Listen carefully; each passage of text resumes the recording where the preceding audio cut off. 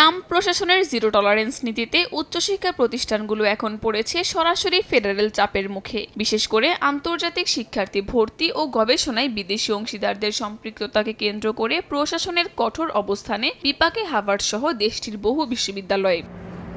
Harvard বিশ্ববিদ্যালয়ের বিরুদ্ধে homeland security বিভাগের অভিযোগ, বারবার ফেডারেল আইন লঙ্ঘন করেছে প্রতিষ্ঠানটি। আন্তর্জাতিক শিক্ষার্থীদের ভর্তি বন্ধের নির্দেশ দিয়েছিল ট্রাম্প প্রশাসন, যদিও আদালত সে নির্দেশ স্থগিত করে। তবে যুক্তরাষ্ট্রের সবচেয়ে প্রভাবশালী শিক্ষা সংগঠন আমেরিকান কাউন্সিল অন এডুকেশন বলছে, চাপটা এখন হার্ভার্ডের গণ্ডি ছাড়িয়ে পুরো দেশের উচ্চশিক্ষা ব্যবস্থাকে প্রভাবিত করছে।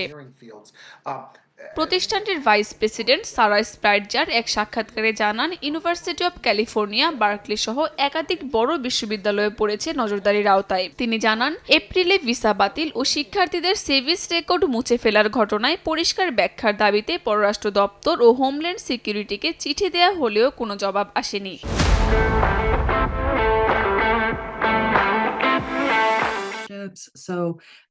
বিশ্লেষকরা জানান, আগামী সেমিস্টারে আন্তর্জাতিক শিক্ষার্থী ভর্তির সংখ্যা কতটা কমবে তা নিয়ে উদ্বেগ বাড়ছে। অনিশ্চিত কারণে শিক্ষার্থীরা যুক্তরাষ্ট্রকে এখন ঝুঁকিপূর্ণ গন্তব্য হিসেবে ভাবছে, আর এর প্রভাব পড়ছে শুধু বিশ্ববিদ্যালয়ে নয়, পুরো অর্থনীতিতেই। কাকুলি আখতার, সময় সংবাদ।